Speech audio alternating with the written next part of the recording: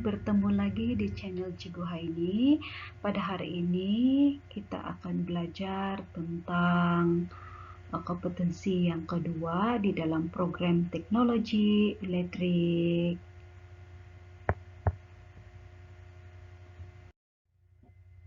Oke, di dalam modul ini yaitu di IEE 4123 Industrial Management, tetapi kita ke topik yang kedua, yaitu menyediakan aktiviti dan laporan kemajuan dalam sebuah syarikat. Pengenalannya adalah laporan ialah maklumat tentang sesuatu kedudukan ataupun satu kenyataan formal hasil daripada sesuatu penyelidikan ataupun sebarang maklumat lengkap tentang sesuatu hal yang disampaikan oleh kumpulan penyelidik ataupun sebuah badan. Ini merujuk kepada Kamus Dewan tahun 1996. Okey, banyak penyataan-penyataan yang dikeluarkan oleh penyelidik-penyelidik sebenarnya seperti Siti Hajar Aziz. Dia menyebut bahawa laporan ialah kertas yang mengandungi kabar ataupun maklumat. Dan laporan ditulis bagi melaporkan sesuatu hal ataupun perkara yang telah berlaku. Dan laporan juga merupakan maklumat tentang sesuatu perkara yang dilaporkan. Okey, laporan juga boleh ditujukan kepada seseorang, individu, sekumpulan ahli, sebuah jawatan kuasa ataupun sebuah organisasi. Laporan merupakan pemberian bertulis tentang kejadian, perkara ataupun pendapat yang disampaikan dalam format tertentu dan laras bahasa formal. Okey, pelajar-pelajar mesti tahu ini dan terdapat pelbagai jenis laporan yang kerap digunakan di masa kini dalam sesebuah situasi. Contohnya laporan rutin seperti kemajuan projek sendiri, laporan rutin yang disediakan oleh tujuan khusus, contohnya laporan penyiasatan, laporan penyelidikan parti politik, laporan produk, laporan kebakaran, dan sebagainya. Peringkat penghasilan laporan, dia mesti ada elemen-elemen seperti penulis, mesti ada penulis, yang mana sesuatu laporan bermula daripada usaha seseorang yang mahir dalam sebuah bidang ataupun lapangan menggunakan sumber-sumber untuk membentuk satu laporan. Okey, pelajar-pelajar semua mesti tahu bahawa di dalam organisasi tidak menyediakan keperluan secukupnya, hikmat sokongan dan peralatan atau penulisan tidak memohonnya. Dan laporan mungkin memerlukan lebih banyak perbelanjaan untuk menyiapkan laporan. Okey, seterusnya peringkat penghasilan laporan yang kedua adalah isi kandungan. Dalam laporan itu mesti ada isi kandungan. Sumber-sumber yang boleh didapati termasuk nota, buku, pendidikan masa, pengalaman, dan penulis perlu membuat penilaian antara apa yang hendak dimasukkan dalam laporan ataupun hendak ditinggalkan. Ini bahagian yang memerlukan pertimbangan sewajarnya oleh penulis. Dan yang ketiga, struktur. Kandungan perlu disusun secara teratur dengan tajuk dan penomboran yang sesuai. Penelitian yang kurang rapi boleh memberikan kesan kepada pembaca. Ya, betapa pentingnya laporannya. Pelajar-pelajar, okey, gaya penulisan juga penting. Penulis perlu memilih perkataan sendiri dan menyusun menjadi ayat, susunan ayat dia yang tersusun, perenggan juga dalam bentuk laporan. Yang kelima, pembaca. Pembaca menerima laporan, membaca sebahagian ataupun keseluruhan. Bergantung pada minat seseorang lah bagaimana dia menerima penulisan tertentu, adakah ia menarik ataupun tidak. Dan bertindak ataupun tidak bergantung kepada prasangka. Pembaca ini seringkali akan memberi prasangka sesuatu maklumat yang disampaikan oleh penulis. Jadi kita kena berhati-hati untuk menulis sebarang laporan. Dan seterusnya adalah keputusan. Setelah dibaca, laporan boleh mempengaruhi sesuatu pandangan ataupun tindakan. Contohnya, bila kita membaca sesuatu, penerimaan kita berbeza, pemahaman kita berbeza, dan kita akan terkesan melalui pembacaan, dan kita akan membuat penakulan dan membuat rumusan tersendiri, bergantung pada cara kita meneliti sesuatu pembacaan ataupun pembacaan penerimaan pemahaman individu itu sendiri. Tujuan sebenar sesuatu laporan itu ialah untuk kita menarik minat para pembaca untuk membaca laporan kita. Oke, ciri-ciri umum. Kebanyakan laporan mempunyai ciri-ciri seperti berikut. Struktur dan nada yang formal. Laporan ternyata lebih formal berbanding dengan komunikasi yang lain. Laporan biasanya mempunyai format khas yang mengandungi tajuk, muka surat, pengenalan ringkas, serta kandungan ataupun isi, senarai cadangan ataupun isi, senarai cadangan, penutup, dan lampiran. Laras bahasa yang formal nanti ada ciri-ciri bahasa pribadi.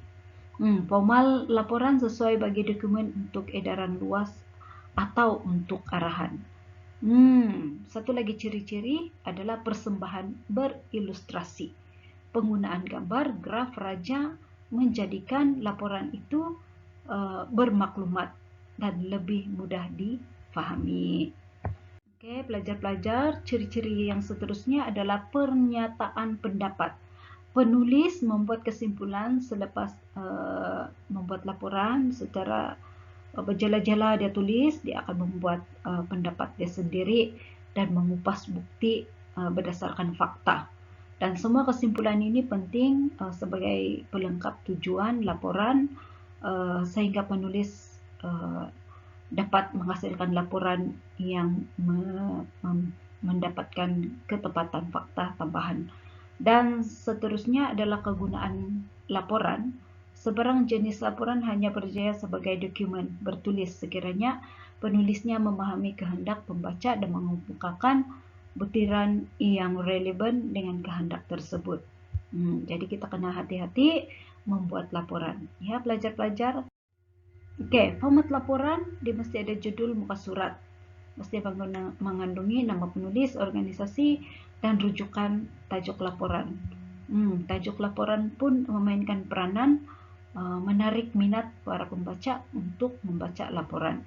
Ringkas.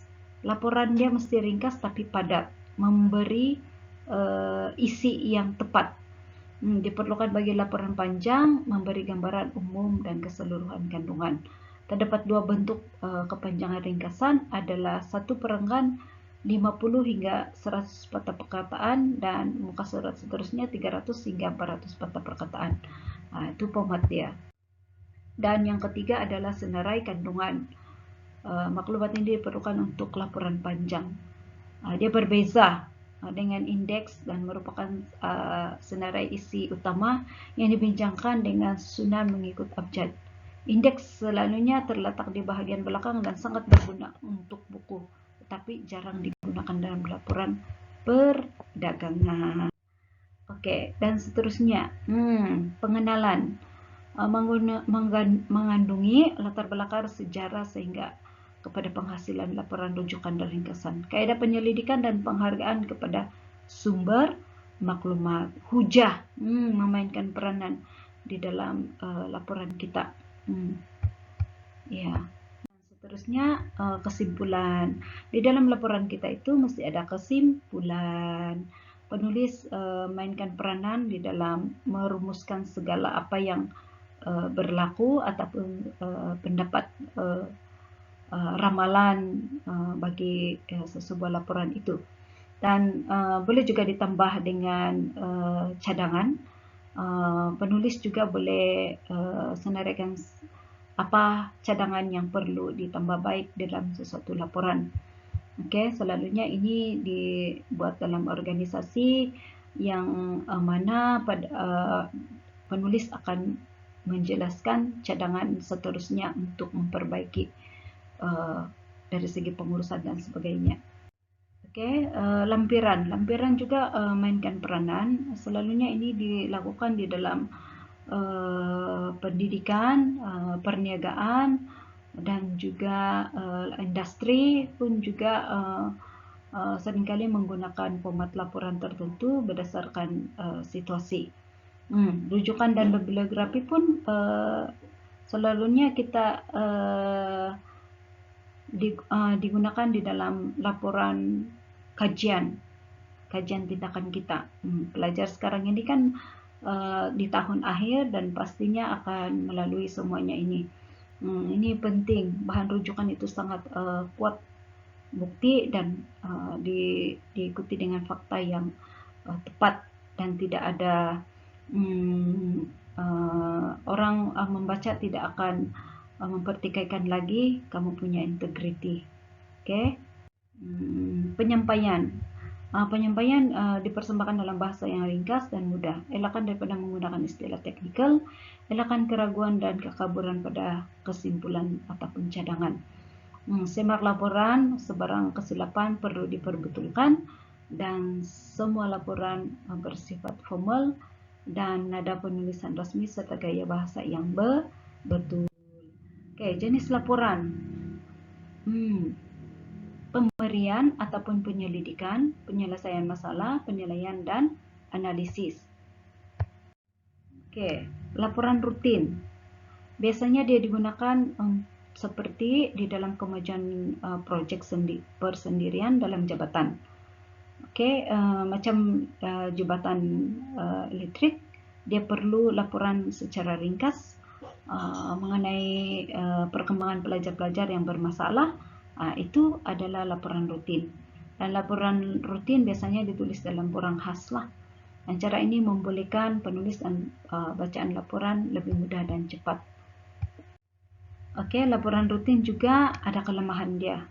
Dia jarang mendapati kehendak membaca. Sebab dia terlalu ringkas, menyebabkan pembaca pun tidak paham apa yang kamu sampaikan. Ya, itu kelemahan bagi laporan rutin. Oke, laporan tak rutin, dia tinjauan khusus, misalnya laporan penyiasatan pilihan raya, laporan kebakaran, ataupun laporan produk, laporan tahunan. Kebanyakan laporan ini kegunaan di dalam dan luaran mempunyai ciri-ciri rujukan utama dan pendekatan penyelidikan. Dari segi keutamaan, penulis mesti mendapat persetujuan. Oke. Dari awal hingga akhirnya situasi itu baru kita boleh buat laporan yang sesungguhnya. Penulis juga perlu mengetahui laporan itu ditulis dan dijangka daripada pihak pembaca. Oke, sekian, terima kasih. Begitulah pembelajaran kita pada hari ini. Semoga pelajar-pelajar semua memahami dan dapat manfaat mengenai dengan bagaimana penulisan yang berkualiti. Sebagai seorang organisasi, dia perlu tahu bagaimana cara untuk membuat laporan supaya semua pembaca pun boleh tahu dan memahami apa yang kamu sampaikan. Oke, pelajar-pelajar, welcome to channel Cikgu Haini. Jangan lupa subscribe, like, dan komen di channel Cikgu Haini. Terima kasih.